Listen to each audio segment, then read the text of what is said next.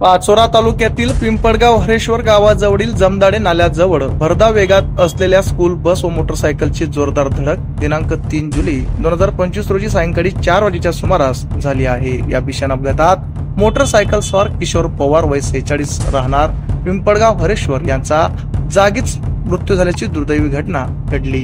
किशोर पवार हे आपल्या मोटरसायकलवरून घरी जात होते। जमदाडे पुलाजवळ समोरून पाचोरा येथील निर्मल इंटरनॅशनल स्कूलच्या विद्यार्थ्यांनी भरलेल्या शाळेच्या स्कूल बस व त्यांच्या दुचाकीची समोरासमोर जोरदार धडक झाली। या धडकेत पवार यांच्या डोक्यास गंभीर इजा झाली आणि त्यांनी घटनास्थळीच प्राण सोडले। घटनेनंतर किशोर पवार यांना तात्काळ पाचोरा येथील ग्रामीण रुग्णालयात नेण्यात आले, मात्र डॉक्टरांनी त्यांना तपासून मृत घोषित केले। या घटनेची नोंद पाचोरा पोलीस स्टेशन येथे करण्यात आली असून ती पुढील तपासासाठी पिंपळगाव हरेश्वर पोलीस स्टेशनकडे 0 क्रमांकाने वर्ग करण्यात आली आहे। किशोर पवार हे आपल्या कुटुंबासाठी शेतमजुरी करीत उदरनिर्वाह करीत होते। त्यांचे पश्चात पत्नी, 3 मुले, 1 मुलगी, 1 भाऊ व 3 बहिणी असा मोठा परिवार आहे। घरातील कर्ता पुरुष गेल्याने परिवारावर व कुटुंबावर दुःखाचा डोंगर कोसळला आहे। आमच्या चॅनलला लाईक करा, सबस्क्राईब करा, बेल आयकॉनवर क्लिक करा आणि शेअर करायला विसरू नका।